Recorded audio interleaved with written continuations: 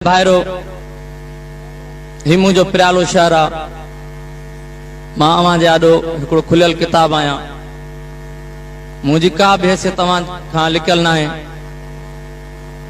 मुखे त हिन शहर जूं उहे घिटियूं भी याद आहिनि।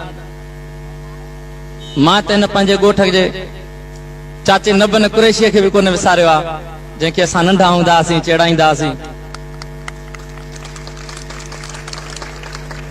मां भी इन्हनि घिटियुनि में घुमियो आहियां ऐं इहो ई साईं फ़कीर शाह जो पिड़ आहे जंहिंमें असीं खेॾंदा हुआसीं।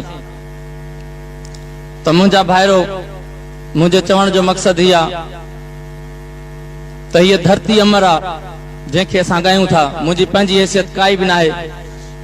एॾो मान शान मुंहिंजो इन करे आहे जो मां हिन धरतीअ जा गीत ॻाया आहिनि।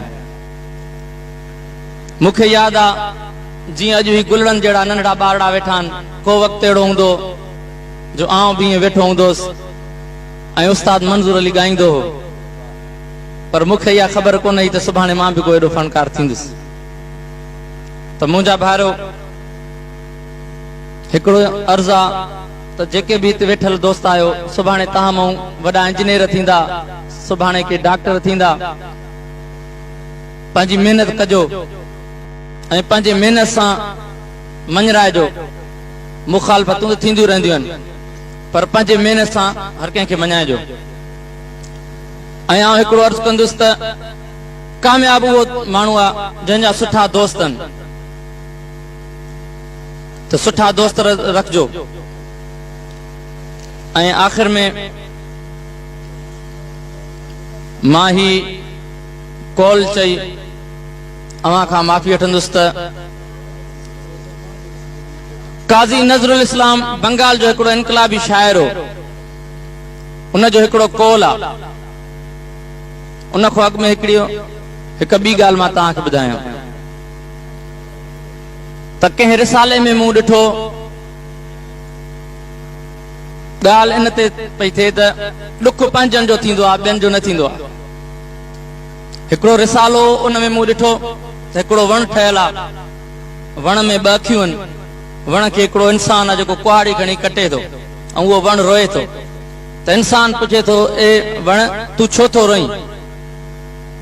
त वण उनखे वराणियो त इंसान तूं त हिकिड़ी मुखालिफ़ जिन्स आहीं, पर रोआं मां इन ॻाल्हि ते थो जो ही जेको कुहाड़ी आहे इन जो गन जेको आहे काठ जो आहे।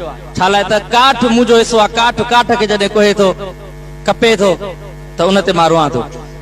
त मुंहिंजा ॿाहिरो काज़ी नज़रुल इस्लाम जो ही कॉल चई मां पंहिंजी पुॼाणी कंदुसि त काज़ी नज़रुल इस्लाम बंगाल जो इनकलाबी शाइर हो जेको पंहिंजी क़ौम खे इनकलाबी गीत ॾींदो। उन जो कॉल आहे त दोस्तो जॾहिं असां न हूंदासीं, दोस्तो जॾहिं असां न हूंदासीं, के रंगीन शाम में ढाका जे शहर जे मथां आज़ादीअ जो झंडो कुंवार जे रहे जीअं अवां खे फेड़ खाईंदड़ नज़र अचे त उन वक़्तु सितारनि में नज़र कजो, असां तव्हांखे मरकंदड़ नज़र ईंदासीं। जॾहिं हिन दुनिया मां गुज़ारे वेंदासीं, जॾहिं हिन दुनिया मां गुज़ारे वेंदासीं, असां बि घणनि खे हो, असां बि घणनि खे ओ,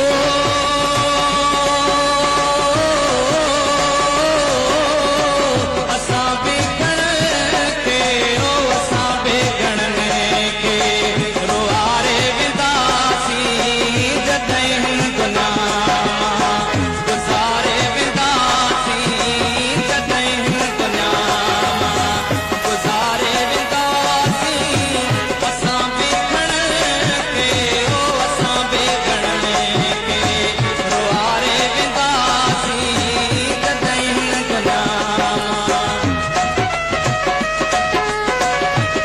मां